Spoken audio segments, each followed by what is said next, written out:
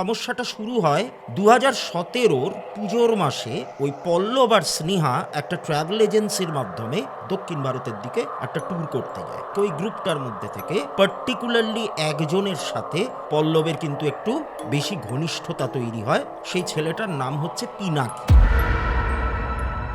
এই প্রথমবার কিন্তু স্নেহা পল্লবকে এইভাবে চিৎকার করতে দেখলো বা এইভাবে রিয়াক্ট করতে দেখলো, এবং ওর মনে হলো মুহূর্তের মধ্যে যেই মানুষটা ওর পাশে বসে ড্রাইভ করছে সে পল্লব নয়, সে অন্য কেউ। বাইরে আলো জ্বলছে, জানলা দরজা সবকিছু খোলা, সামহাও আমাদের মনে হচ্ছে বাইরের আলোটা কোনোভাবে পেনিট্রেট করে আমাদের ঘর অব্দি ঢুকতে পারছে না। ঘরের মধ্যে আলাদা করে জমাট বাঁধা একটা কালো অন্ধকার পুরো ঘরটার মধ্যে যেন আবদ্ধ হয়ে রয়েছে। ও কিন্তু আর স্নেহার সঙ্গে খুব একটা বেশি সময় ধরে কথাবার্তা বলছে না। অফিস থেকে কিন্তু মাঝে মধ্যেই দেরি করে ও বাড়িতে ফিরছে। পল্লব বলছে রীতিমতো চিৎকার করে, আমি কাউকে সহ্য করতে পারছি না এখন আর, না তোমাকে না কাউকে, আমি কারোর সান্নিধ্য আমার কাছে এখন আর ভালো লাগছে না। আমি শুধুমাত্র চিনি হচ্ছে পিনাকি, মৈত্রেয়ী আর সুবর্ণাকে। ওদের সঙ্গে কথা বললেই আমার ভালো লাগে।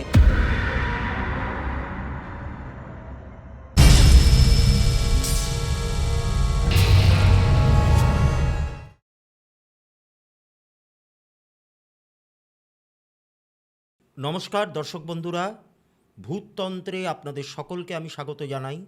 আশা করি আপনারা প্রত্যেকে ভালো আছেন, সুস্থ আছেন, আনন্দে আছেন। আরও একটা নতুন এপিসোড নিয়ে আমি উপস্থিত হয়েছি।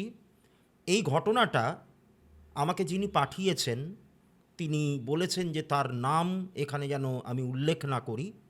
তাই এই ঘটনাতে আমি যেই যেই নামগুলো নেব প্রত্যেকটাই জানবেন যে আমি পরিবর্তন করেছি, তবে ঘটনাটা অথেন্টিক, ঘটনাটা সত্যি। তা শুরু করছি আজকের ঘটনা। এই ঘটনাটা আমাকে পাঠিয়েছেন যিনি, ধরে নিন তার নাম হচ্ছে স্নেহা। এবার এই স্নেহা হচ্ছে উত্তর কলকাতার বাসিন্দা, মানে এর শ্বশুরবাড়ি উত্তর কলকাতায়। শ্বশুরবাড়ি বলতে ওর হাজব্যান্ডের সাথে থাকে। হাজব্যান্ডের নাম হচ্ছে পল্লব। এবার এই স্নেহা আর পল্লবের বিয়ে হয় 2015 সালে। বিয়ের পর থেকে শুরু করে টানা 2 বছর এদের কিন্তু বেশ সুখে শান্তিতেই কাটে। একটা আইডিয়াল কাপল লাইফ যেরকম হওয়া উচিত ঠিক সেরকমই কিন্তু পল্লব আর স্নেহার জীবনটা ছিল। ঘুরতে যাওয়া, আনন্দ ফুর্তি করা, ইত্যাদি ইত্যাদি যা যা হয় একটা নবদম্পতির মধ্যে, সব কিছুই কিন্তু ওদের জীবনে ছিল, কোনো কিছুরই কিন্তু খামতি ছিল না। কিন্তু সমস্যাটা শুরু হয় 2017 সাল থেকে, এবং সেই সমস্যাটা এমনই এক সমস্যা যা ওদেরকে মানে রীতিমতো বিপদের মধ্যে ফেলে দিয়েছিল। একদম মরণ বাঁচনের একটা ব্যাপার চলে এসেছিল। তা কীরকমভাবে সমস্যাটা সূত্রপাত হয় সেইটা একটুখানি গোড়ার দিক থেকে জানা দরকার। কিভাবে হয় সমস্যাটা? 2017-র পুজোর মাসে ওই পল্লব আর স্নেহা একটা ট্রাভেল এজেন্সির মাধ্যমে একটা জায়গায় ঘুরতে যায়, দক্ষিণ ভারতের দিকে একটা ট্যুর করতে যায়। এবার প্যাকেজ ট্যুর, আপনারা জানেন অনেক লোকজন গেছে, প্রায় 30-এর মতো লোকজন সেই ট্যুরটাতে মানে গেছিল। এইবার ওই লোকগুলোর মধ্যে থেকে, ওই গ্রুপটার মধ্যে থেকে পার্টিকুলারলি একজনের সাথে পল্লবের কিন্তু একটু বেশি ঘনিষ্ঠতা তৈরি হয়। সেই ছেলেটার নাম হচ্ছে পিনাকি। এইবার এই পিনাকি সে কিন্তু তার ওয়াইফ এবং তার শালিকে সঙ্গে নিয়ে ওই ট্যুরটাতে গেছিল। আর পিনাকি আর এই পল্লব, এই যে দুজনের কথা আমি বলছি, এরা কিন্তু সমবয়সী। তা পিনাকি ওখানে তার ওয়াইফ এবং তার ওয়াইফের এক মামাতো বোন, মানে ওর শালি হচ্ছে আর কি, তাকে নিয়ে যায় ওই ট্যুরটাতে।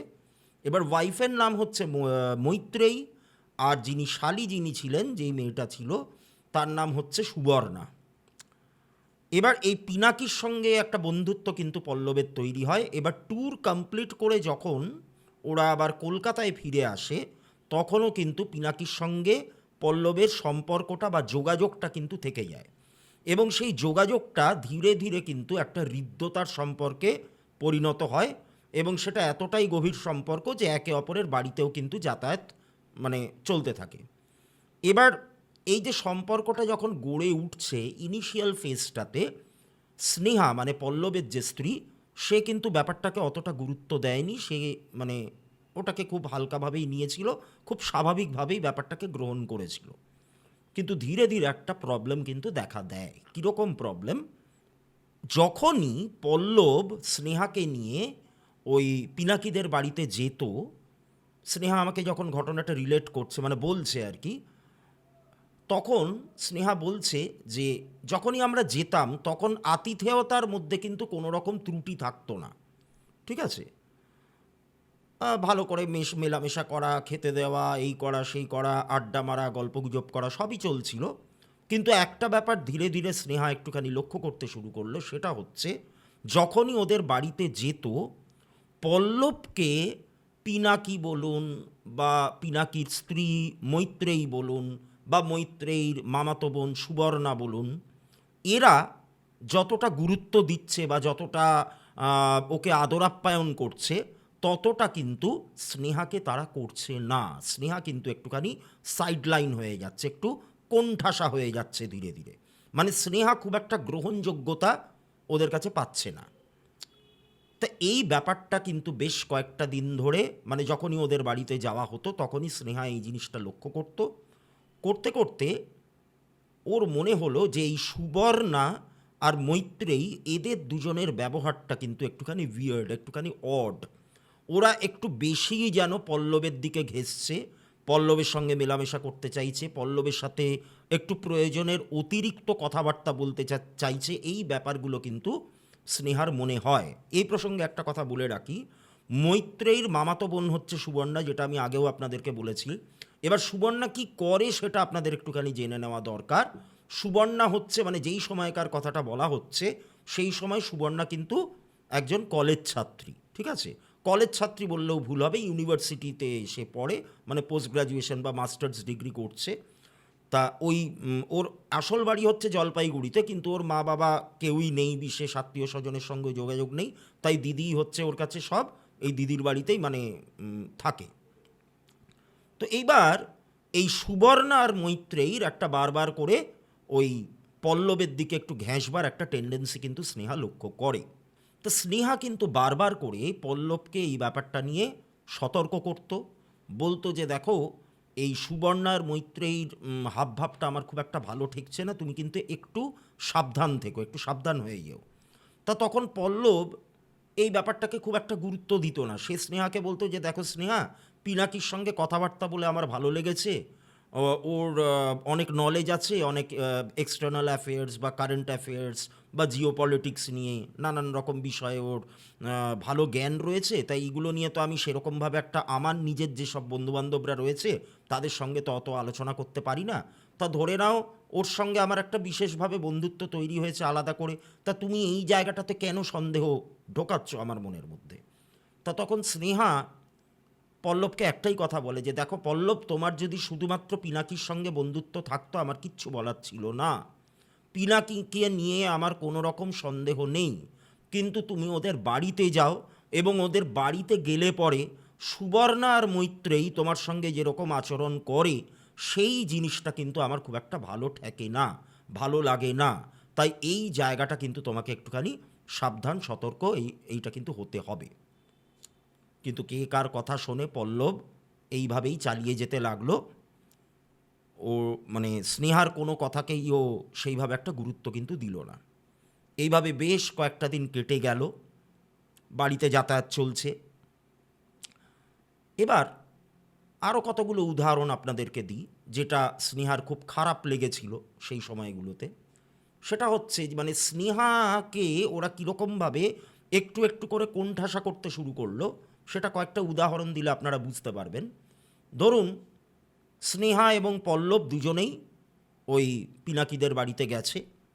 এবার সেদিন হয়তো মানে সাধারণত ওরা রোববার করে ওই পিনাকিদের বাড়িতে যেত, এবং স্নেহা তো সেটা স্বেচ্ছায় খুব একটা যেতে চাইতো না, ওই পল্লব জোরাজোরি করতো বলেই স্নেহা যেত।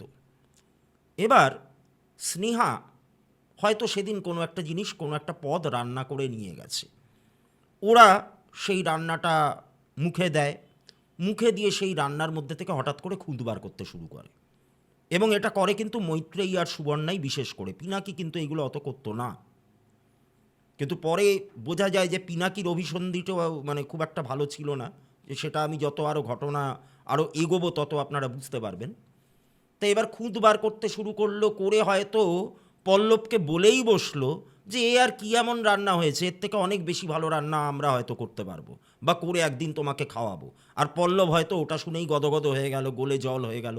তা এরকম নানান রকম খুঁটিনাটি বিষয় ওরা কিন্তু পল্লবের সামনে স্নেহার খুঁত ধরতে শুরু করলো, যাতে পল্লবের মনের মধ্যে স্নেহার প্রতি একটা বিতৃষ্ণা তৈরি হয়। তা এইটা কিন্তু বেশ কয়েকটা দিন ধরে চলতে লাগলো। স্নেহা এগুলো খুব তীক্ষ্ণভাবে অবজার্ভ করছিল। এরপর যেটা হলো একটা অদ্ভুত ব্যাপার, সেটা হচ্ছে একদিন সুবর্ণার জন্মদিন ছিল। তা সেই জন্মদিন উপলক্ষে ওই পিনাকি স্নেহা এবং পল্লব দুজনকেই কিন্তু নেমন্তন্ন করেছে, ওদের বাড়িতে যেতে বলেছে, ওখানে সুবর্ণার জন্মদিন সেলিব্রেশন হবে। এবার ওরা গেছে। এবার দেখুন একটা ব্যাপার কি, একটা জন্মদিন যখন হচ্ছে, যখন কাউকে ডাকা হচ্ছে, তিনি এক্সপেক্ট করবেন যে সেখানে আরও অনেক লোকজন থাকবে। কিন্তু সেই দিন মানে ওই জন্মদিনের দিন, সুবর্ণার জন্মদিনের দিন, কেউ কিন্তু ওই ফ্ল্যাটে ছিল না। শুধুমাত্র সুবর্ণা, মৈত্রেয়ী আর পিনাকি, এরা তিনজনেই ছিল। আর কেউ নেই আমন্ত্রিত বলতে, একমাত্র স্নেহা আর পল্লব, আর কেউ কিন্তু সেখানে নেই। এই জিনিসটা কিন্তু স্নেহার কাছে একটুখানি অদ্ভুত লেগেছিল যে এটা কেন, যে আর কাউকে ডাকেনি, শুধু আমাদের দুজনকেই ডেকেছে, এত কিসের ঘনিষ্ঠতা বা এত কিসের হৃদ্যতা, এটা তো আমার মাথায় ঢুকছে না। তো যাই হোক, তা সেদিনও ওখানে ঢোকবার পর থেকেই ওরা পল্লবকে নিয়ে একটুখানি বেশি আতিথেয়তা দেখাতে শুরু করলো। কেক কাটা হলো, অনেক কিছুই হলো, সেলিব্রেশন যেরকমভাবে হয়, ছোটোখাটো সেলিব্রেশন। এইবার যখন ডিনার সার্ভ করা হচ্ছে, তখন স্নেহা লক্ষ্য করছে যে পল্লবকে, মানে পল্লবের প্রতি যেন ওরা একটুখানি বেশি কনসার্ন দেখিয়ে ফেলছে। মানে পল্লবের পাতে যেন ভাতটা একটুখানি বেশি থাকে, পল্লবকে যেন একটুখানি ভালো মাংসের পিসগুলো দেওয়া হয়, হ্যাঁ, মাছের পেটিটা যেন পল্লব পায়। মানে স্নেহা বলছে যে মনে হচ্ছিল যেন যে বিয়ের পরে নতুন জামাই তার শ্বশুরবাড়িতে গেছে, সেখানে জামাইকে যেরকম শ্বশুর শাশুড়ি বা শ্বশুরবাড়ির অন্যান্য লোকেরা যেরকমভাবে আদর আপ্যায়ন করে, ঠিক সেরকমভাবেই যেন মনে হচ্ছিল পল্লবকে ওরা আদর আপ্যায়ন করছে। এই ব্যাপারটা কিন্তু স্নেহার নজর কাড়ে। এবার সেদিন খাওয়া দাওয়া হয়ে যাওয়ার পর ওরা যখন বাড়ি ফিরছে, পল্লব ড্রাইভ করে ফিরছে, তা তখন স্নেহার সঙ্গে কিন্তু একটা বচসা পল্লবের বেঁধে যায়। কী নিয়ে বচসা? পল্লব ড্রাইভ করছে, স্নেহা ওর পাশেই বসে রয়েছে।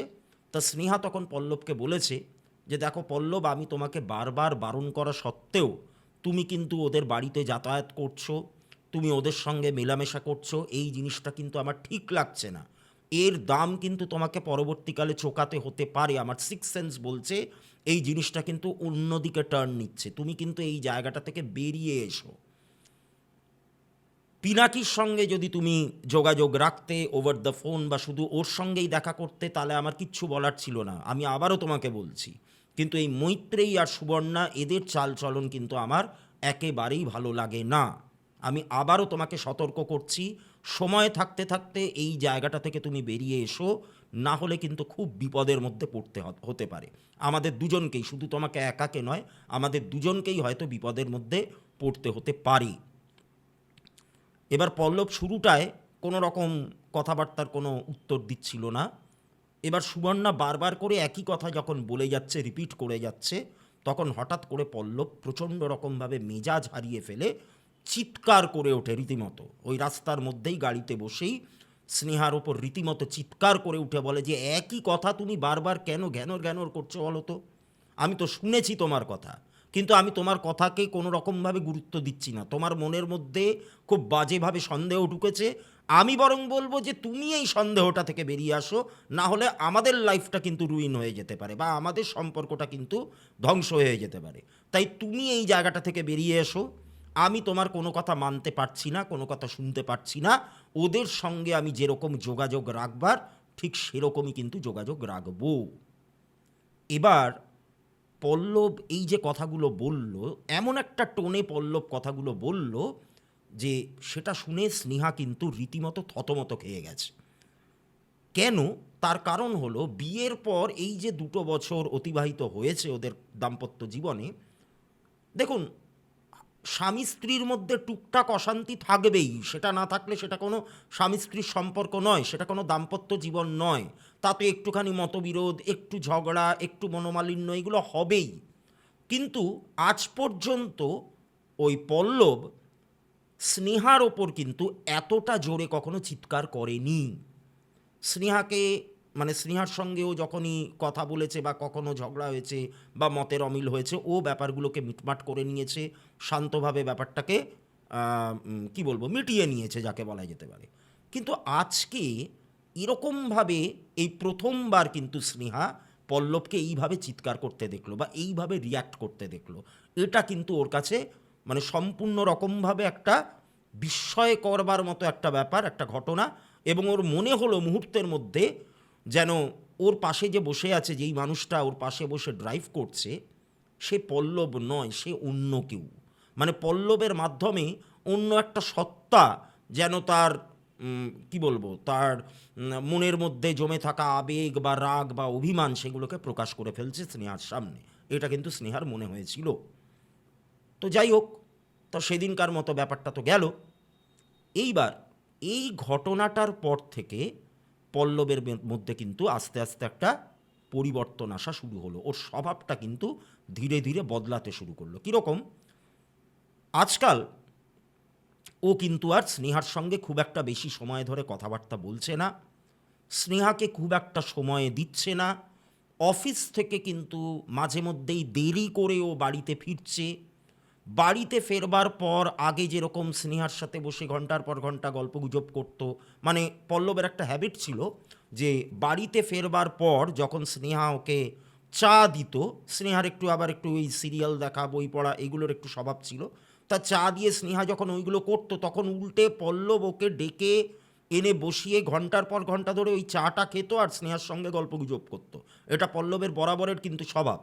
কিন্তু ইদানিং দেখা যাচ্ছে যে বাড়ি থেকে ফিরে চা নিয়ে ওর ঘরের মধ্যে ঢুকে যাচ্ছে, একটু ফ্রেশ হয়ে নিয়ে বসে ল্যাপটপ খুলে বসে অফিসের কাজগুলোই আবার বাড়িতে বসে করতে শুরু করছে, এরকম ইত্যাদি ইত্যাদি। মানে এক কথায় বলতে গেলে নানান রকমভাবে ও কিন্তু স্নেহার থেকে একটুখানি দূরে সরে আসছে। মানে স্নেহাকে যতটা সময় ও দিত, যতটা গুরুত্ব দিত, সেই ব্যাপারটা কিন্তু ওর মধ্যে থেকে ধীরে ধীরে কমতে শুরু করছে। এইটা আরও বেশ কয়েকদিন ধরে চলল। আর কি হলো, এই পল্লবের একটা কিন্তু আলাদা করে ফ্রেন্ড সার্কেল রয়েছে। এই ফ্রেন্ড সার্কেলে অনেকেই রয়েছে এবং প্রতি শনিবার এদের মধ্যে একটুখানি দেখা করা, কারোর বাড়িতে গিয়ে আড্ডা মারা, এই ব্যাপারটা কিন্তু চলতো। এবার এই যে আড্ডাটা, এই বন্ধুদের সঙ্গে এই যে আড্ডাটা কখনো কখনো কারোর কারোর বাড়িতে হতো আর কি, রোটেশনালি। কখনো রামের বাড়িতে হচ্ছে, কখনো শ্যামের বাড়িতে হচ্ছে, কখনো যদুর বাড়িতে হচ্ছে, এরকম ঘুরিয়ে ফিরিয়ে হতো আর কি। তা পল্লবের বাড়িতেও মাঝে মধ্যে আড্ডা বসতো। তা এই যে শনিবারের যে আড্ডাটা, এই শনিবারের আড্ডায় কিন্তু পল্লব নিয়মিত যেত এবং স্নেহাকেও নিয়ে যেত। এবং পল্লবের এই যে বন্ধুদের যে সার্কেলটা, এরা এতটাই ভালো যে স্নেহার সঙ্গেও এদের খুব মানে মারাত্মক রকম একটা হৃদ্যতার সম্পর্ক তৈরি হয়ে গেছিল। এবং স্নেহা এদেরকে প্রচণ্ড ভালোবাসত, প্রচণ্ড পছন্দও করত। এবং এই গ্রুপটার মধ্যে স্নেহার কিন্তু একটা বিরাট বড় কি বলবো গুরুত্ব ছিল, একটা মানে একটা আদর ছিল, একটা সমাদর ছিল ওর প্রতি প্রত্যেকের। এই ব্যাপারগুলো কিন্তু হতো, তাই স্নেহার ওদেরকে কিন্তু খুব ভালো লাগতো। এবার এই বন্ধুদের গ্রুপের এই যে আড্ডাটা, এই আড্ডাটা থেকেও কিন্তু পল্লব ধীরে ধীরে সরে আসতে শুরু করলো। আগে যেরকম শনিবার হলেই ঝড় জল বৃষ্টি প্রাকৃতিক দুর্যোগ যাই ঘটুক না কেন, শত কাজের চাপ থাকুক না কেন, সমস্ত কিছু উপেক্ষা করে পল্লব কিন্তু স্নেহাকে নিয়ে ওই আড্ডায় যোগদান দিত। কিন্তু ইদানিং দেখা যাচ্ছে মানে এই পিনাকিদের সঙ্গে এই ঘনিষ্ঠতা তৈরি হওয়ার পর থেকে পল্লব কিন্তু এই আড্ডা থেকে ধীরে ধীরে সরে আসছে। তবে একদিন কিন্তু পল্লব ওদের বন্ধুদের মানে মাঝখানে যায়, কিন্তু সেই দিনই প্রচণ্ড একটা বাজে ঘটনা বা অবাঞ্ছিত ঘটনা কিন্তু সেখানে ঘটে। কীরকম? এই যে বন্ধুদের গ্রুপটা, এই গ্রুপের মধ্যে একটা মেয়ে ছিল যার নাম হচ্ছে ছন্দা। যেই সময়কার কথা বলছি তার ঠিক 1 বছর আগে ছন্দার বিয়ে হয়। বিয়ের পর 1 বছর কেটেছে, ওর ফার্স্ট অ্যানিভার্সারির টাইমটা এসছে। তা সেইটাকে একটুখানি ভালোভাবে সেলিব্রেট করার জন্য ও ওর ফ্ল্যাটে মানে এইসব বন্ধুবান্ধবদেরকে ডেকেছে, এবং তার মধ্যে পল্লবও ছিল। স্নেহাকেও নেমন্তন্ন করা হয়েছে। এবার পল্লব প্রথমটায় একেবারেই যেতে চাইছে না, যাওয়ার তার কোনো ইচ্ছা নেই। কিন্তু স্নেহা বারবার করে জোরজারি করছে, ছন্দা বারবার করে ফোন করছে। তা এত কিছু এই জোরজারি অনুরোধ এইগুলো চলার মানে এগুলো হওয়ার ফলে অবশেষে কিন্তু পল্লব সেখানে যায়, মানে অনিচ্ছা সত্ত্বেও সে যায়, স্নেহাকে সঙ্গে নিয়েই যায়। এবার অনেক দিন পর পল্লব আবার এসছে বন্ধুদের মধ্যে, সব বন্ধুরাই এসছে ওখানে, ছন্দার অ্যানিভার্সারি। এবার সবাই পল্লবকে দেখে প্রচণ্ড রকমের খুশি হয়েছে, প্রচণ্ড ওর সঙ্গে কথা বলার চেষ্টা করছে, ওর সঙ্গে ইয়ার্কি ফাজলামো মারার চেষ্টা করছে। বন্ধুদের মধ্যে যা হয় আর কি, কোনো সিরিয়াস ব্যাপার তো থাকে না, বা সিরিয়াস কোনো ব্যারিয়ারও থাকে না ওদের মধ্যে। তা সেসব হচ্ছে, কিন্তু পল্লব আকারে ইঙ্গিতে বুঝিয়ে দিচ্ছে যে ও কারোর সঙ্গেই কথা বলতে খুব একটা ইচ্ছুক নয়। যে যা প্রশ্ন করছে তার সংক্ষিপ্ত কোনো জবাব দিচ্ছে, পাল্টা কোনো প্রশ্ন নেই, একটা সাইডে বসে আছে, মোবাইল ঘেঁটে যাচ্ছে। কোনো রকম কোনো কিছুতে ওর কিন্তু তাপ উত্তাপ নেই। ওর মানে ভাবখানা এমন যে আমাকে আসতে বলেছে, আমি এসেছি, কিন্তু এর বেশি আমার থেকে আর কিছু আশা করো না তোমরা, এরকম একটা ভঙ্গি ওর। এইবার এমন একটা বিচ্ছিরি ঘটনা ওখানে ঘটল, শুনলে অবাক হবেন। সেলফি তোলা হবে, ছবি তোলা হবে। এইবার সানন্দা কি করেছে, একটা সেলফি স্টিক যেগুলো হয় সেইগুলো নিয়ে পুরো বন্ধুদের গ্রুপের সঙ্গে একটা ছবি ও আলাদা করে তুলবে। তা এরকম একটা অ্যারেঞ্জমেন্ট করেছে। তা সেখানে জোরজারি করে পল্লবকেও নিয়ে যাওয়া হয়েছে। এবার দুর্ভাগ্যবশত কি হয়েছে, দুর্ভাগ্যবশত কেন বললাম একটু বাদেই বুঝবেন। পল্লবের ঠিক পাশেই দাঁড়িয়ে রয়েছে এই ছন্দা। তা ছন্দা পল্লবের একদম পাশেই দাঁড়িয়ে রয়েছে, সেলফি তোলা হবে, সব বন্ধুরা জড়ো হয়েছে। পল্লব রীতিমতো মুখ ভার করে, মুখ গোঁজ করে দাঁড়িয়ে রয়েছে, ওর একদমই ভালো লাগছে না। এবারে একটা ফ্রেমের মধ্যে প্রত্যেকে মানে প্রত্যেককে যদি আসতে হয় ছবি তোলার টাইমে, তাহলে দেখবেন সবাই একটুখানি কাছাকাছি ঘেঁষে দাঁড়ানো, এই ব্যাপারটা হয়। তা এইটা করতে গিয়ে ছন্দা ওই পল্লবের একটু যেন বেশি কাছে ঘেঁষে দাঁড়িয়েছে। যেই এটা হয়েছে অমনি পল্লব রীতিমতো তেলে বেগুনে জ্বলে উঠে একদম চিৎকার করে উঠল ছন্দার ওপর, এবং যা বলল সেটা অভাবনীয়। মানে পল্লব ছন্দাকে বলছে যে তোর কি একটুও লজ্জা করে না? তুই না বিয়ে করেছিস, তুই আমার কাছে ঘেঁষে দাঁড়াচ্ছিস, কি হচ্ছে এগুলো? এই নষ্টামিগুলোর মানে কি? ঠিক মানে কোট আনকোট এরকমই ভাষা কিন্তু পল্লব প্রয়োগ করেছিল ছন্দার ওপর। এবার এই কথাটা, এবং এই কথাটা বলে ও কিন্তু একটুখানি ধাক্কা মেরে ছন্দাকে সরিয়েও দিয়েছিল সাইডে। এই কথাটা যখন বলল তখন প্রত্যেকে রীতিমতো আকাশ থেকে পড়েছে। পুরো ঘরটা মানে যেই রুমে সেলিব্রেশনটা হচ্ছিল, পুরো রুমটা একদম পিন ড্রপ সাইলেন্স হয়ে গেল। যারা যারা ওখানে ছিল পুরো একদম হতচকিত হয়ে গেল। এবার ছন্দা বলছে যে পল্লব তুই এগুলো কি বলছিস? আমাদের বন্ধুত্ব তো আজকের নয়, আমরা তো কতদিন হয়ে গেল আমাদের বন্ধুত্ব, সেই কলেজ থেকে। এরকম ছবি তোলার ব্যাপারটা এটা তো আগেও ঘটেছে, তাহলে আজকে তোর রিয়াকশানটা এরকম কেন? এবারে তো যাতাভাবে একটা তর্কাতর্কি লেগে গেল। পল্লব যা নয় তাই বলতে থাকলো এই ছন্দাকে। এবার বাকি বন্ধুরাও এই তর্ক বিতর্কের মধ্যে জড়িয়ে পড়ল, তারাও চিৎকার করে উঠল পল্লবের ওপর যে অনেকক্ষণ ধরে দেখছি তোর এই এগুলো, তুই তাহলে এসছিস কেন? তা পল্লব আবার পাল্টা বলছে যে আমি তো আসতেই চাইনি, আমাকে জোর করে এখানে নিয়ে এসছে। তোদের যদি জানতেই হয় যে আমি কেন এসছি তাহলে স্নেহার সঙ্গে কথা বল। আমি এখানে আসতে চাইনি, ও আমাকে জোর করে এনেছে, ছন্দা আমাকে জোর করে ডেকে এনেছে, আমার আসবার কোনো ইচ্ছাই ছিল না। মানে যে যা বলছে তার পাল্টা আরও 10টা কথা কিন্তু পল্লব বলছে, এবং বারবার করে ছন্দাকে যাতাভাবে অপমান করছে। ওর রাগ একটাই যে ছন্দা আমার কাছে কেন ঘেঁষেছে, এটা নিয়ে ওর বিরাট বড় একটা ক্ষোভ। এবার প্রত্যেকে একটাই জিনিস মানে বুঝে উঠতে পারছে না যে এই পল্লবের কি হলো, হঠাৎ করে ওর মধ্যে এত পরিবর্তন কেন? মানে ওরা ওই আগের পল্লব, মানে ওর যে অন্যান্য বন্ধুবান্ধবরা, আগের পল্লব আর এখনকার পল্লবকে কোনোভাবে যেন ম্যাচ করাতে পারছে না, ঠিক আছে, রিলেট করতে পারছে না। এই আকাশ পাতাল পার্থক্যটা যে ওর মধ্যে কিভাবে তৈরি হলো, এই ব্যাপারটাই কেউ বুঝে উঠতে পারছে না। এইবার আপনারা একটা কথা ভেবে দেখুন, এই যে ঝামেলাটা লাগলো, একটা অবাঞ্ছিত ঝামেলা, এই জায়গাটাতে স্নেহার মনের অবস্থাটা কীরকম হতে পারে। ও তো একটা সাইডে দাঁড়িয়ে রয়েছে, ও প্রচণ্ড রকম অপ্রস্তুত হয়ে পড়েছে। এরকম যে একটা সিন ক্রিয়েট করতে পারে পল্লব, সেটাও ভাবতেই পারেনি ওর বন্ধুবান্ধবদের মধ্যে এসে। তা ও প্রচণ্ড রকম অপ্রস্তুত হয়ে পড়েছে, খুব আনইজি ফিল করতে শুরু করেছে। মানে আপনারা সহজেই বুঝতে পারছেন যে ওর মনের অবস্থাটা কীরকম হতে পারে। তো যাই হোক, সেদিন অনেক কষ্টে পল্লবকে ওখান থেকে ও বার করে নিয়ে এসেছিল। এবার বাড়িতে ফিরে মানে ওই স্নেহা রীতিমতো অবাক, যখন ও পল্লবকে বলছে যে তুমি এরকম কেন করলে।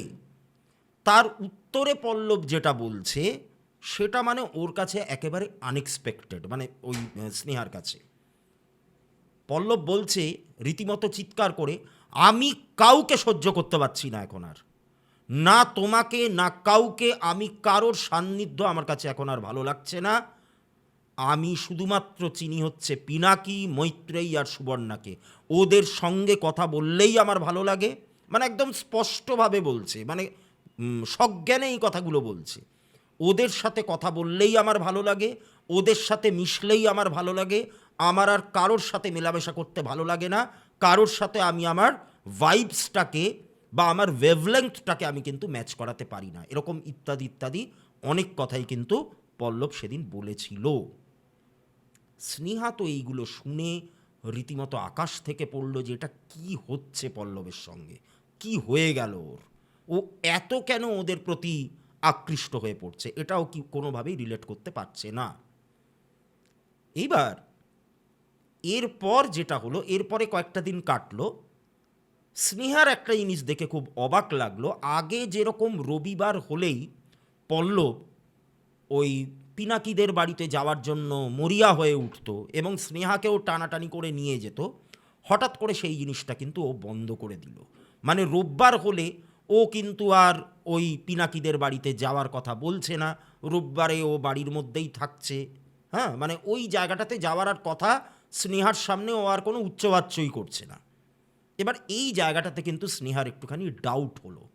ও মনে মনে ভাবলো যে নিজে মুখে 7টা দিন 10টা দিন আগেও বলেছিল যে ওদের সান্নিধ্য ছাড়া আমার আর অন্য কোনো কিছু ভালো লাগে না, আমি অন্য কারোর সঙ্গে মেলামেশা করতে আমার ইচ্ছা করে না, আমার বন্ধুবান্ধবদেরকেও আমার ভালো লাগে না, এমনকি তোমাকেও আমার ভালো লাগে না। সে হঠাৎ করে এই জায়গাটাতে যাওয়াটা কেন বন্ধ করে দিল? মানে রোববার করে ও যে যেত, এই যাওয়াটা কেন হঠাৎ করেও বন্ধ করে দিল?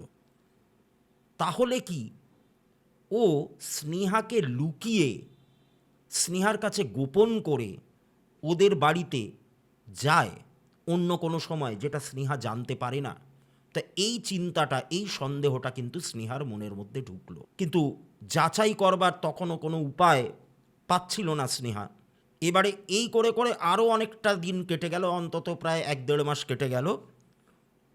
এবার হঠাৎ করে একদিন একটা ব্যাপার স্নেহার সামনে আসলো, যেটা আসাতে ওর মাথা রীতিমতো ঘুরে গেল। কীরকম?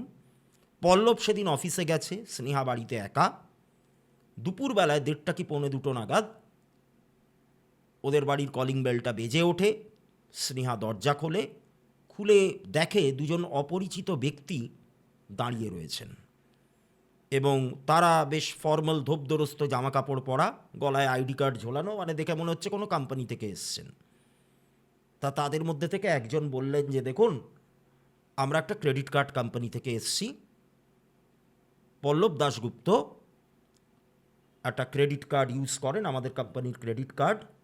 সেই কার্ডটাতে অন্ততপক্ষে কারেন্ট আউটস্ট্যান্ডিং হয়ে গেছে 2.5 লক্ষ টাকা, যেই টাকাটা বিগত 1.5-2 মাস ধরে উনি কিন্তু পেমেন্ট করছেন না। আপনি যদি এই ব্যাপারে কিছু জানেন তো আমাদেরকে বলুন, আমরা সমস্ত প্রমাণ সঙ্গে করে নিয়ে এসেছি, কত কি আউটস্ট্যান্ডিং আমরা আপনাদেরকে দেখিয়ে দিতে পারবো, আমরা কোন কোম্পানি থেকে আসছি সেটাও আপনাকে আমি জানাতে পারি। আমাদের কাছে আইডি কার্ডও আছে। এই মোমেন্টে যদি 10,000 রুপিস পেমেন্ট না করা হয় তাহলে কিন্তু কার্ড ব্লক হয়ে যেতে পারে টেম্পোরারিলি, সেটাকে তখন ছাড়াতে কিন্তু অনেক প্রবলেম হবে। আপনারা জানেন যে রিকভারি এজেন্টরা কীরকমভাবে কথা বলে। তো এবার রিকভারি এজেন্ট বাড়িতে এসছে, সেইটা তো একটা কি বলবো, একটা লজ্জাজনক ব্যাপার বটেই, কিন্তু স্নেহাকে আরও ভাবিয়ে তুলল যে এই ক্রেডিট কার্ডের আউটস্ট্যান্ডিং বিল 2.5 লক্ষ টাকা হতে পারে কিভাবে। তার কারণ হলো, পল্লবের যে একটা ক্রেডিট কার্ড আছে সেটা স্নেহার কাছে কিন্তু অজানা নয়, কিন্তু পল্লব ওই কার্ডটাকে খুব এমার্জেন্সি পারপাস না হলে কিন্তু ব্যবহার করে না। মানে টুকটাক খুব একটা মানে কি বলবো, পেটি কিছু খরচের জন্য ও মাঝে মধ্যে ওটাকে ইউজ করে, আর খুব এমার্জেন্সি পারপাস হলে ইউজ করে। আদারওয়াইজ কিন্তু এই ক্রেডিট কার্ডে ও হাতই দেয় না। তাহলে প্রশ্ন হলো, এই ক্রেডিট কার্ডে কি করে 2.5 লাখ টাকা বিল হয়? তার মানে কি ক্রেডিট লিমিট পুরোটাই ও কনজিউম করে ফেলেছে? যদি করে থাকে তাহলে কোন পারপাসে এই খরচটাও করেছে ক্রেডিট কার্ড দিয়ে? বাড়িতে তো কোনো রকম বিলাসিতার জিনিস আসেনি, না কোনো এসি কেনা হয়েছে, না কোনো টিভি কেনা হয়েছে, না কোনো রেফ্রিজারেটর কেনা হয়েছে, না কোনো মাইক্রোওভেন কেনা হয়েছে, কোনো কিছুই তো কেনা হয়নি। এমনকি সংসারের জন্য বিরাট যে একটা কিছু খরচ করছে, বিরাট কিছু একটা জিনিস কেনাকাটা করছে যে পল্লব, তেমনটাও নয়। তাহলে এই ক্রেডিট কার্ড কোন কাজে ও ইউজ করলো, যার জন্য 2 মাসের মধ্যে 2.5 লাখ টাকা আউটস্ট্যান্ডিং হয়ে যেতে পারে? এইটা কিন্তু স্নেহা ভেবে পেল না। তো যাই হোক, তা এই দুজন ব্যক্তি যারা এসছিলেন রিকভারি এজেন্ট, তারা রীতিমতো হাত পেতে দাঁড়িয়ে রয়েছে, তাদেরকে টাকা দিতে হবে। তা স্নেহার কাছে কিছু জমানো টাকা ছিল, সেখান থেকে ও 10,000 টাকা ওনাদেরকে দিয়ে সেই সময়কার মতো ব্যাপারটা মিটিয়ে নিল। মানে একটু অসম্মান হওয়ার হাত থেকে ও একটু নিজেকে রক্ষা করলো। এবার সেদিন সন্ধ্যাবেলায় পল্লব যখন বাড়িতে ফেরে, তখন স্নেহা তাকে জিজ্ঞাসা করে যে, তোমার এরকম ক্রেডিট কার্ডে আউটস্ট্যান্ডিং হয়েছে, ব্যাপারটা কি বলো তো পল্লব, আমার কাছে একটু ঝেড়ে কাশো। তুমি এত টাকা তোমার আউটস্ট্যান্ডিং কেন হয়েছে? ক্রেডিট কার্ড তো তুমি এত ইউজ করো না, তুমি বাড়ির জন্য কোনো রকম জিনিসপত্র কেনোনি, তুমি কিছুই করোনি প্রায় বলতে গেলে। তাহলে এই 2.5 লাখ টাকা বিল কেন? ওয়াই? আমাকে স্টেটমেন্ট দেখাও, you need to show me the statement. এরকম নানান রকমভাবে ও একটুখানি জোর খাটিয়ে একটু ঝাঁঝের সাথে পল্লবের সঙ্গে কথা বলছে। তা পল্লব তখন রীতিমতো চিৎকার করে উঠেছে যে, আমি তোমাকে কোনো কথা বলতে বাধ্য নই। ক্রেডিট কার্ড আমার, ক্রেডিট কার্ডে যা খরচ করবার আমি করেছি, সেটা একান্ত আমার ব্যক্তিগত ব্যাপার। কেন খরচ করেছি, কি বৃত্তান্ত, আমি তোমাকে কিচ্ছু দেখাতে যাব না। তুমি 10,000 টাকা পে করেছো তো, ইউ পেড দেম 10,000, ওকে, আমি এক্ষুনি তোমাকে 10,000 টাকা ট্রান্সফার করে দিচ্ছি, but you need to keep your mouth shut. তুমি মুখ একদম বন্ধ রাখবে, তুমি আমার সাথে কোনো রকম কথা বলবে না। 10,000 টাকা আমি তোমাকে ট্রান্সফার করে দিচ্ছি, বাকিটা আমি ক্রেডিট কার্ড কোম্পানির সঙ্গে বুঝে নেব, তুমি এর মধ্যে কোনো রকম মধ্যস্থতা করতে আসবে না। স্নেহার তো আবারও অবাক হবার পালা। এইবার সেদিন তো 10,000 টাকাও স্নেহাকে আবার দিয়ে দিয়েছিল। এরপর কীরকম অদ্ভুত ব্যাপার দেখুন, এরপর স্নেহা কিন্তু জানতে পারল যে শুধুমাত্র এই ক্রেডিট কার্ডের আউটস্ট্যান্ডিং নয়, আরও অনেক ছোটোখাটো এনবিএফসি থেকে কিন্তু ওই পল্লব টাকা ধার করেছে, বিভিন্ন জায়গা থেকে বিভিন্ন অ্যামাউন্টের লোনও নিয়েছে, এবং সব outstanding including that credit card আপনারা যদি যোগ করেন, তাহলে টোটালটা প্রায় 5 লক্ষ টাকার কাছাকাছি একটা মানে ধার দেনার অ্যামাউন্টটা কিন্তু গিয়ে দাঁড়াচ্ছে। এইবার বিভিন্ন জায়গা থেকে লোক আসছে বাড়িতে, হ্যাঁ, যে টাকা করার জন্য, কোথাও ও টাইম মতো পেমেন্টটা করছে না। এবার স্বাভাবিকভাবেই মানে যত মাইনের চাকরিই করুক না কেন, হুট করে যদি একসাথে 5 লাখ টাকার মতো একটা লোন হয়ে যায়, আর বিভিন্ন জায়গাতে আলাদা আলাদা করে যদি ইএমআই দিতে হয়, তাহলে সেটা খুব কষ্টসাধ্য ব্যাপার, দু একটা মিস হবেই। তা সেই সমস্ত জায়গাগুলো থেকে লোকজন আসা শুরু হয়েছে। এইবার স্নেহা নিজেকে কিন্তু আর স্থির রাখতে পারল না। ও বুঝলো যে পল্লবের সঙ্গে কথা বলে কোনো লাভ নেই, ওর থেকে কোনো সদুত্তর পাওয়া যাবে না। এইবার আমাকে ময়দানে নামতে হবে। আমি যতক্ষণ এই ব্যাপারটার মধ্যে, এই পাঁকের মধ্যে, ও তো একটা পাঁকের মধ্যে পড়েছে, বোঝাই যাচ্ছে, ও যতই মুখে অস্বীকার করুক না কেন, ও একটা পাঁকের মধ্যে কিন্তু জড়িয়েছে। তো যতক্ষণ না আমি এই পাঁকে না নামবো, এই জায়গাটাকে কিন্তু পরিষ্কার করা যাবে না। তো এবার কি করা যায়, কীভাবে ও ব্যাপারটাকে বার করবে? ও অবশেষে ওর বাপের বাড়িতে, স্নেহা ওর বাপের বাড়িতে ব্যাপারগুলো জানালো। এই প্রসঙ্গে বলে রাখি, পল্লবের কিন্তু মা বাবা কেউ নেই, এবং পল্লবের যে সমস্ত আত্মীয় স্বজন রয়েছে তাদেরকে বলেও বিশেষ একটা সুরাহা হবে না। তাই স্নেহা বাপের বাড়িতেই ব্যাপারটা জানালো। আর মেয়েরা তো আগেই বাপের বাড়িতেই বলবে তার সমস্যার কথাটা, আর কোথায় বা বলবে। এবারে দেখুন, স্নেহাদের বাপের বাড়ির একটা ভালো একটা পজিটিভ দিক হচ্ছে, ওদের পরিবারের মধ্যে মানে শুধুমাত্র স্নেহার বাপের বাড়িটুকু এবং যে বাইরের বৃহত্তর পরিবারটা, বিশেষ করে স্নেহার মায়ের সাইডে, সেখানে কিন্তু একটা মারাত্মক রকম একটা পারিবারিক কি বলবো একটা বন্ডিং রয়েছে, একটা ফ্যামিলি বন্ডিংটা কিন্তু এদের মধ্যে মারাত্মক। ফ্যামিলির মধ্যে বলুন, রিলেটিভসদের মধ্যে বলুন, এই বন্ডিংটা কিন্তু এদের খুব ভালো ছিল।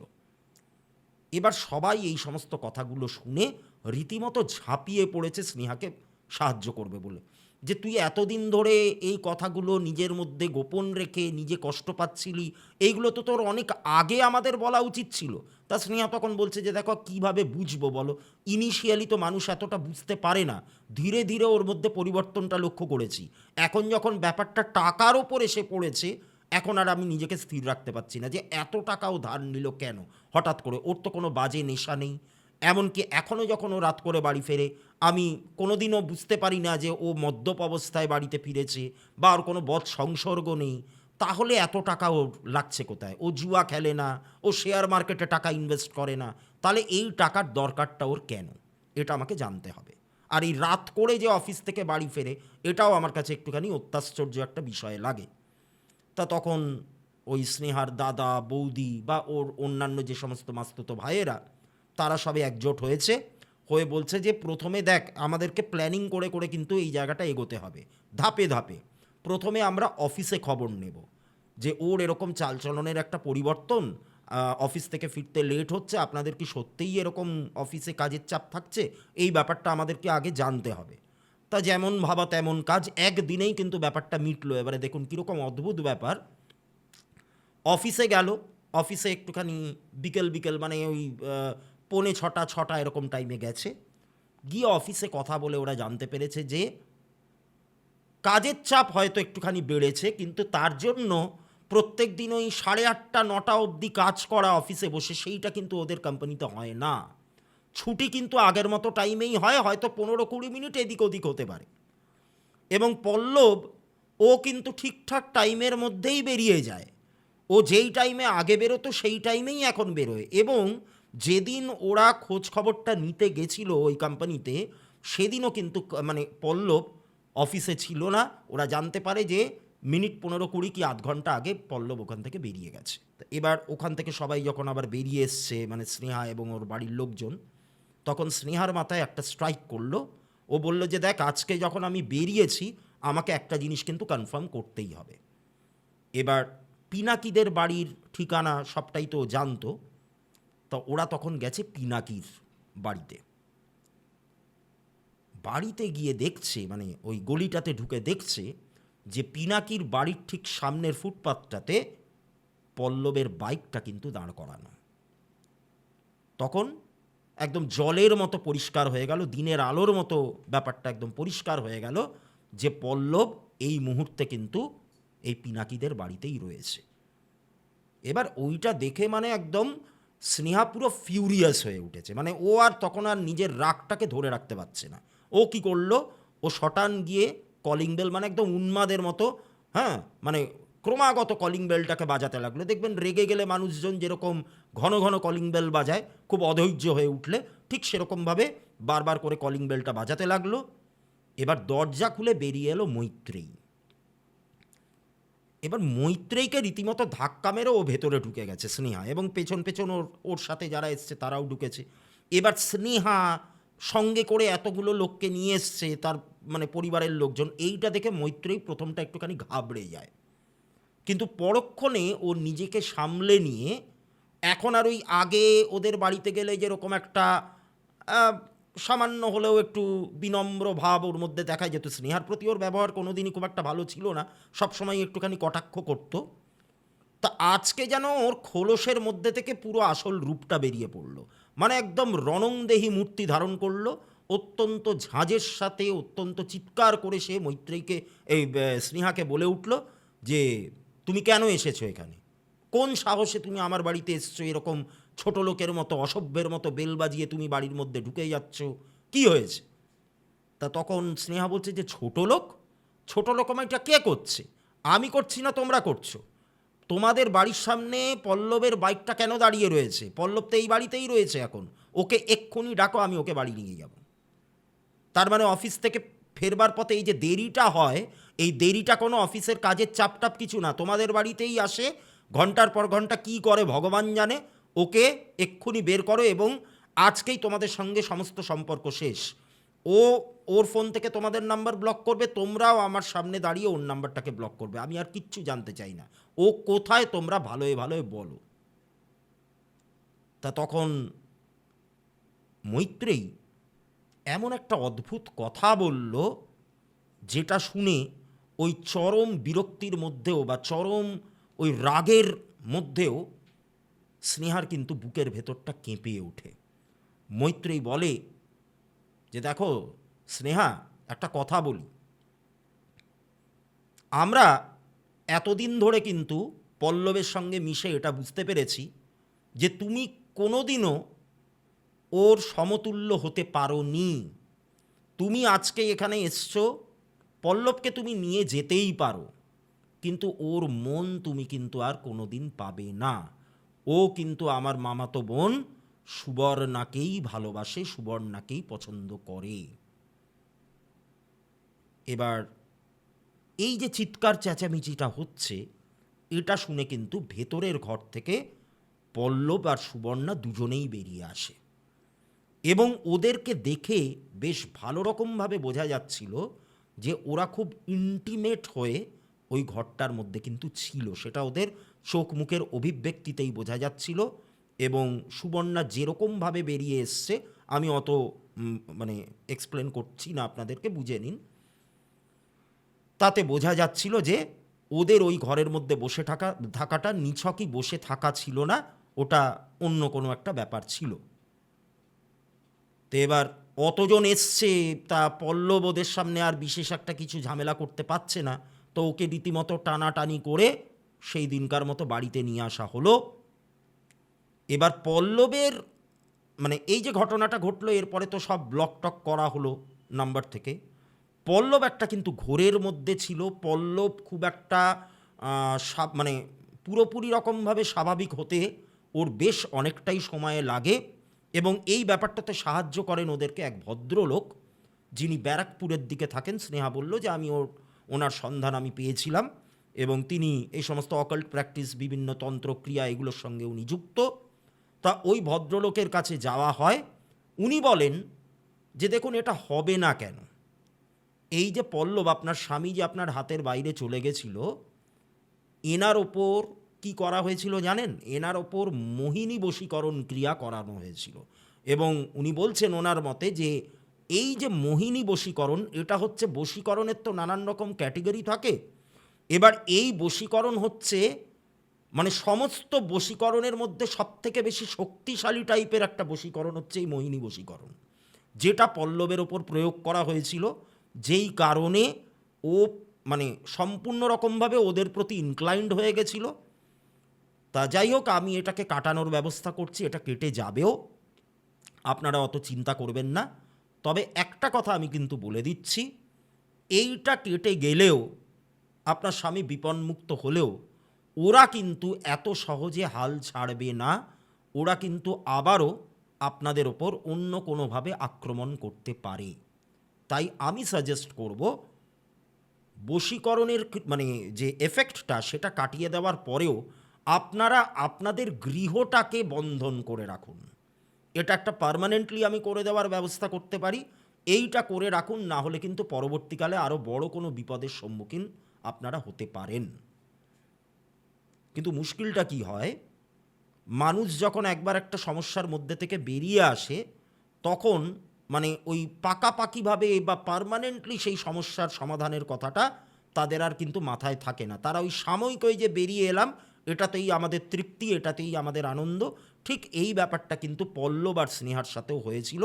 তবে এখানে আরও একটা ফ্যাক্টর ছিল, ওদের আর্থিক অবস্থাটা তখন এতটাই ডাউন হয়ে গেছিল।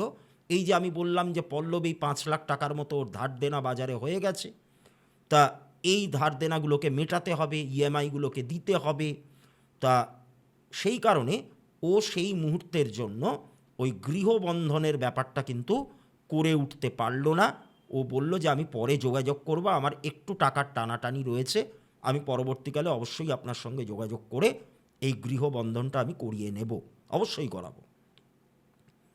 এবার পল্লব যখন পুরোপুরি ঘোরের মধ্যে থেকে বেরিয়ে এসেছে, তখনও বলছে যে স্নেহা, আমি তো অনেকটাই অন্যায় করেছি তোমার সাথে, তার অধিকাংশ হয়তো আমার মনে নেই, কিছু কিছু মনে আছে, কিছু কিছু আমার মনে নেই। আমি আমার বন্ধুবান্ধবদের সঙ্গেও নানান রকম অন্যায় করেছি।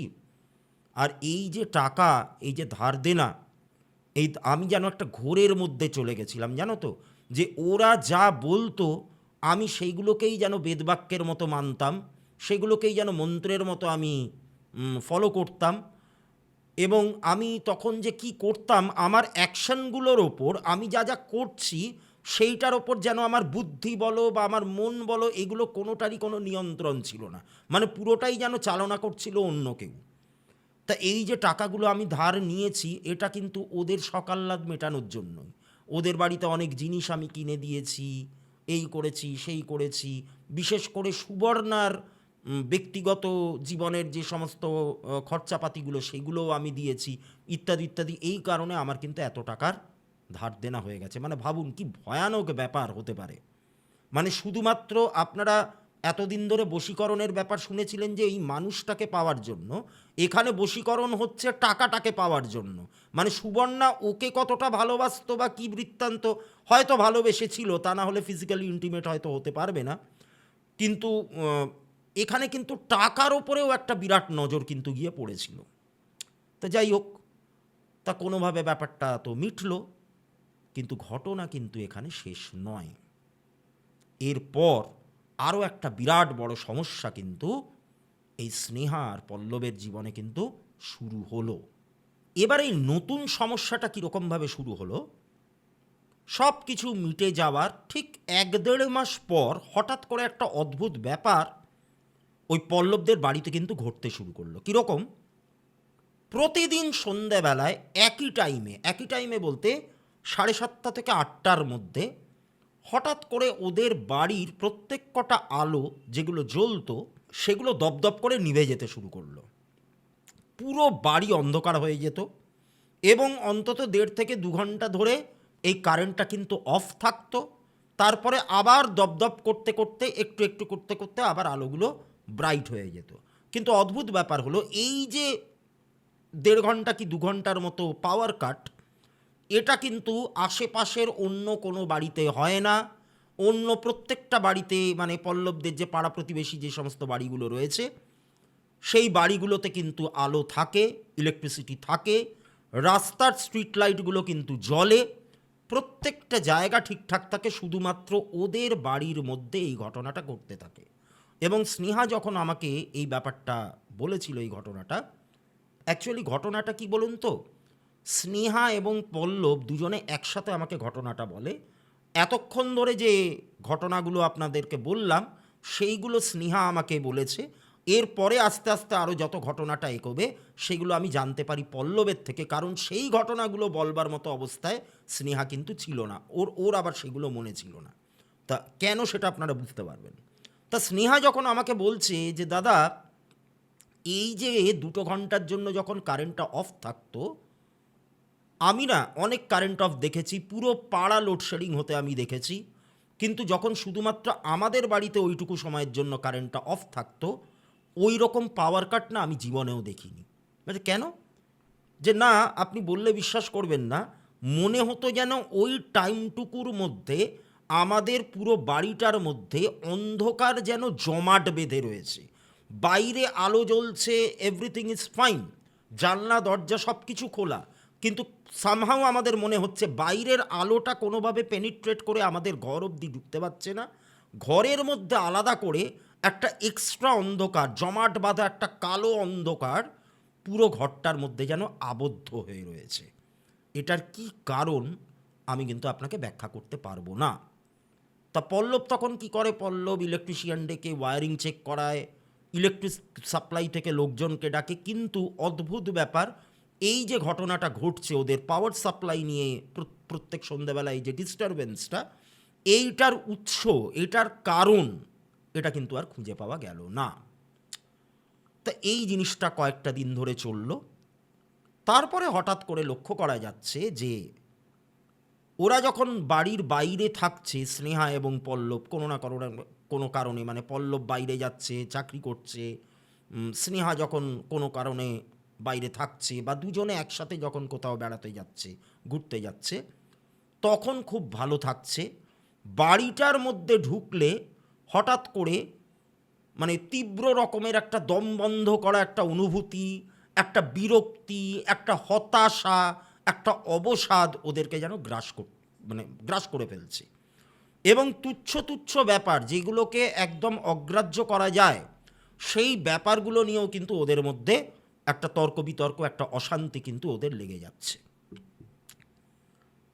এইগুলো চলছে, চলতে চলতে আরও নতুন কিছু উপসর্গ, সেটা হলো বাথরুম এবং রান্নাঘরে দুর্গন্ধ। এবং সেই দুর্গন্ধ এমনই বিশ্রী রকমের দুর্গন্ধ যে তার ইন্টেন্সিটিটা এত বিশাল যে ওদের মানে মনে হচ্ছে যেন পেটের ভেতরকার নাড়ি ভুড়ি একেবারে উল্টে চলে আসবে, এরকম একটা ব্যাপার। এই গন্ধটা কিন্তু আবার চারিদিকে ছড়াচ্ছে।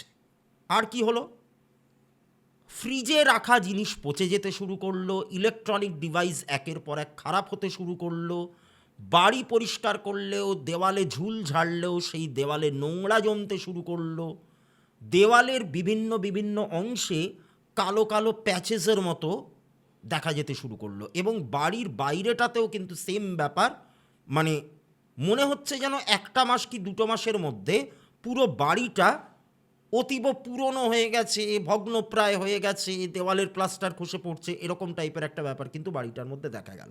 মানে আপাতভাবে দেখলে মনে হবে একটা দারিদ্রতার ছাপ কিন্তু বাড়িটার মধ্যে পড়েছে।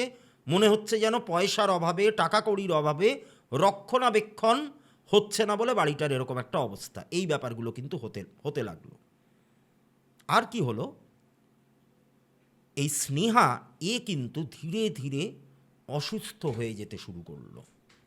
এবং সেই অসুস্থতাটা কীরকম, মানে প্রথমটায় ও বলল যে আমার ঘন ঘন জ্বর আসছে, তারপরে শরীর খুব দুর্বল হয়ে পড়ছে, কোনো কাজে কোনো রকম উৎসাহ পাচ্ছে না, যে আগে সংসারের কাজ বলতে অজ্ঞান ছিল, যেটা ছাড়া ও আর কিছু জানতো না।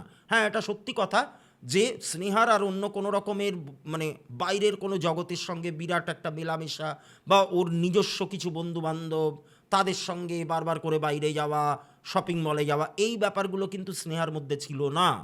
স্নেহা কিন্তু পরিবারকে প্রচণ্ড রকম আগলে চলতে ভালোবাসতো, বুক বেঁধে পরিবারের জন্য করা, হ্যাঁ, সেই কাজকর্মগুলো করা, বাড়ির কাজ করা, এই ব্যাপারগুলো নিয়েই কিন্তু ও ইনভলভ থাকতো। এবং প্রচণ্ড রকম এনথুসিয়াস্টিক ছিল এই ব্যাপারগুলোতে, প্রচণ্ড এই জায়গাগুলোতে ওর মানে মারাত্মক রকমভাবে একটা মনোযোগ ছিল, যেটা কিন্তু পল্লবের মধ্যে দেখা যেত না। মানে পল্লবের এটা একটা সহজাত স্বভাব যে ও এই ব্যাপারগুলোতে প্রচণ্ড উদাসীন, ও নিজের কাজ নিয়ে ব্যস্ত, কাজের বাইরে একটুখানি বই টই পড়া, একটু ক্রিয়েটিভ কিছু লেখাটেখা, এইগুলো নিয়েও ব্যস্ত থাকতো। কিন্তু স্নেহার মধ্যে ছিল হচ্ছে বাড়ি আমার কাছে সব, পরিবারই আমার কাছে সব, বাড়ির কাজই আমার কাছে সব, আমি এর বাইরে কিছু জানি না, কিছু মানি না, কিছু বুঝি না, এরকম একটা মানসিকতা কিন্তু স্নেহার মধ্যে ছিল। তা সেই স্নেহা ধীরে ধীরে এতটাই কি বলবো, এই সমস্ত ব্যাপারগুলো থেকে নিজেকে সরিয়ে আনতে শুরু করলো শরীর খারাপের কথা বলে, যেটা কিন্তু পল্লবের একটুখানি চোখে লেগেছিল। এবার দেখা গেল স্নেহা দিনে দিনে একটু বাল্কি, একটু একটু হেলদি চেহারা ছিল স্নেহার, ও কিন্তু দিনে দিনে একটুখানি শুকিয়ে যেতে শুরু করলো। তারপরে একটা ঘটনা ঘটলো, সেটা হচ্ছে একদিন স্নান করার সময় বাথরুমের মধ্যে স্নেহা কিন্তু পড়ে যায়, অ্যাক্সিডেন্টালি পড়ে যায়। এবং পড়ে গিয়ে সেই পড়ে যাওয়াটা এতটাই ভয়ঙ্কর একটা পড়ে যাওয়া ছিল যে ওর রাইট সাইডের যে ফিমার বোন, সেখানে কিন্তু একটা ফ্র্যাকচার হয়, বেশ ভালো রকম একটা ফ্র্যাকচার হয়। এবং ডক্টর বলেন যে অপারেশন করে ওই জায়গাটাতে নেল না বসালে কিন্তু ওর এই ফ্র্যাকচারটাকে সারানো যাবে না। এবার স্নেহা পরে পল্লবকে বলেছিল যে, জানো পল্লব, আমি বাথরুমে যখন স্নান করছিলাম মনে হলো কেউ যেন আমাকে রীতিমতো ধাক্কা মেরে ফেলে দেয়। আমি কিন্তু এরকম অনেক দিন ধরেই আমি স্নান করছি, এমন না যে তোমাদের বাথরুমটা বিরাট কিছু স্লিপারি, কিন্তু সেদিন মনে হলো আমি স্লিপ কেটে পড়িনি, সেদিন মনে হলো কেউ যেন আমাকে সামনে থেকে ধাক্কা মেরেছে, আমি কাউকে দেখতে পাইনি, কিন্তু আমি স্পষ্ট কারোর একটা অনুভূতি টের পেয়েছি। আমাকে ফেলে দেওয়া হয়েছে, আমি পিছন দিক করে পড়েছি, ভাগ্য খুব ভালো যে মাথাটা বেঁচে গেছে, মাথাটা যদি লাগতো তাহলে কিন্তু আরও বড় রকমের কোনো দুর্ঘটনা ঘটে যেত। এরপর কি হলো, পল্লব আস্তে আস্তে ভাবতে শুরু করলো যে ওই ভদ্রলোক, ব্যারাকপুরের ওই তান্ত্রিক ভদ্রলোক, তিনি বলেছিলেন যে ওরা কিন্তু মানে ওই সুবর্ণা, মৈত্রেয়ী, পিনাকি, ওদের ওই পুরো পরিবারটাই তো একটা কোরাপ্টেড, একটা দুর্নীতিপরায়ণ একটা পরিবার, বুঝতেই পাচ্ছেন কতখানি খারাপ হতে পারে। তা তারা কিন্তু আবার একটা মরণ কামড় বসাবে, আরও নতুন করে আবার আক্রমণ করবার চেষ্টা করবে, এরকম কিন্তু হবে। তাহলে সেইটাই হচ্ছে না তো? এর মধ্যে আরও অনেক ঘটনা কিন্তু ওই বাড়িটার মধ্যে ঘটে, যেটা দেখে কিন্তু ওই পল্লব রীতিমতো চিন্তিত হয়ে পড়েছিল। কীরকম ঘটনা, মাঝে মধ্যেই একটা হাসির আওয়াজ কিন্তু ভেসে আসতো চারদিক থেকে, এবং সেটা একটা মহিলা কণ্ঠের হাসি। এবং স্নেহা তো দিনে দিনে বলতে গেলে প্রায় বিছানার সাথে মিশে যাচ্ছে, মানে বলা যায়। সেটা একটা চিন্তার কারণ, ডাক্তার বুদ্ধি করেও কোনো একটা খুব একটা লাভ হচ্ছিল না। এবং মাঝে মধ্যেই স্নেহা যখন বিছানায় শুয়ে থাকতো তখন ওর মাথার কাছে একটা মহিলার অবয়বকে কিন্তু পল্লব দেখতে পেত, খোলা চুলে সে কিন্তু দাঁড়িয়ে রয়েছে, মানে পুরো শ্যাডোই একটা ফিগার, তার চোখ মুখ কিচ্ছু বোঝা যাচ্ছে না, অন্ধকার জমাট বাঁধা একটা ফিগার, সে কিন্তু স্নেহার মাথার সামনে দাঁড়িয়ে রয়েছে। তাই এটা দেখে ও খুব চিন্তায় পড়ে গেছিল। এবার ওই পল্লব কিন্তু ওই ভদ্রলোকের সঙ্গে নিজে থেকেই যোগাযোগ করেন, তা উনি একটা অ্যাপয়েন্টমেন্ট দেন যে আপনারা আসুন। তা বললেন যে, তখন পল্লব বলে যে দেখুন, ওর যা শরীর খারাপ, স্নেহার যা শরীর খারাপ, আমি তো আপনার কাছে ওকে নিয়ে যেতে পারবো না, আমার একান্ত অনুরোধ, বিনীত অনুরোধ, আপনি যদি একদিন আমার এখানে আসেন। তা ভদ্রলোক তাতে রাজি হয়েছিলেন, কিন্তু ওনার যে এইখানে আসা, এইটা নিয়ে কিন্তু বারবার একটা বাধা আসতে শুরু করলো। এবং এই বাধাটা শুধুমাত্র পল্লবদের দিকে থেকে বাধা নয়, ওই ভদ্রলোকের বাড়ির লোকের ওপরেও কিন্তু নানান রকমভাবে আক্রমণ শুরু হয়ে গেছিল। যেমন ওর ছেলের ওপর একটা আক্রমণ হয়, ছেলে পড়ে যায়, যেদিন ওনার আসার কথা এই বাড়িতে সেই দিনই ছেলে পড়ে যায়, স্কুলে পড়ে গিয়ে পায়ে চোট পায়। তারপরে ওর স্ত্রী অসুস্থ হয়ে পড়েন, এরকম নানান রকম বাধা আসে। আর সবথেকে বড় যে বাধাটা আসে সেটা হচ্ছে পল্লবের চাকরিটা হঠাৎ করে কিন্তু চলে যায়। এই প্রসঙ্গে একটা কথা বলে রাখি, পল্লব আইটি সেক্টরে কাজ করে, এবং ও ওই টাইমে ও কানাঘুষো শুনছিল, ও একটা প্রজেক্টের সঙ্গে যুক্ত ছিল, ও কানাঘুষো শুনছিল যে এই প্রজেক্টটা শেষ হয়ে গেলে পরে ওদের কোম্পানি নতুন কোনো প্রজেক্ট কিন্তু আর নিতে পারছে না বা অ্যাভেলেবিলিটি নেই, তাই ওকে বেঞ্চে পাঠানো হতে পারে। ঠিক সেটাই হলো, এবং তার ঠিক 1 মাসের মধ্যে কিন্তু ওর চাকরিটাও চলে গেল, অর্থাৎ রোজগারের রাস্তাটাও কিন্তু বন্ধ হয়ে গেল। এদিকে অত টাকা ধার দেনা, ওয়াইফের ওরকম একটা অ্যাক্সিডেন্ট হয়েছে কিছুদিন আগেই, হ্যাঁ, প্রায় লাখ দেড়েক দুয়েক টাকার মতো খরচ হয়ে গেছে ওর ট্রিটমেন্টের জন্য। তো এরকম নানান রকম ব্যাপার ঘটেছে। এইবার পল্লব তো মানে চোখে মুখে অন্ধকার দেখছে। ভাবুন, আমি ঘটনার শুরুর দিকে বলেছিলাম যে স্নেহা কিন্তু পল্লবকে বারবার, স্নেহার কোনোভাবে হয়তো সিক্স সেন্স কাজ করেছে, মহিলারাই হয়তো মহিলাদের আচরণগুলোকে আরও ভালো বুঝতে পারে যে কে কোন অভিসন্ধি নিয়ে মেলামেশা করছে। তা স্নেহা কিন্তু বারবার করে পল্লবকে বলেছিল যে তুমি ওই জায়গাটা থেকে সরে আসো, মৈত্রেয়ী আর সুবর্ণার হাব ভাব চালচলন এগুলো কিন্তু আমার একেবারেই ভালো লাগছে না, তুমি নিজেও বিপদে পড়বে, আমাকেও বিপদের মধ্যে ফেলবে, এর দাম কিন্তু তোমাকে চোকাতে হবে অন্যরকমভাবে। দেখুন আজকে কিন্তু ঠিক সেই জিনিসটাই হচ্ছে। পল্লবের চাকরি নেই, স্নেহা ফিমার বোন ফ্র্যাকচার হয়ে যতই অপারেশন হোক না কেন উঠে দাঁড়াতে পারছে না, বিছানায় শয্যাশায়ী হয়ে পড়ে রয়েছে, শরীর খারাপ, রোগ ডিটেক্ট হচ্ছে না, বাড়িতে অদ্ভুত অদ্ভুত ঘটনা ঘটছে, মানে পুরো বলতে গেলে ওরা একদম কি বলবো, একটা অকুল পাথারে পড়ে যাওয়ার মতো একটা অবস্থা আর কি।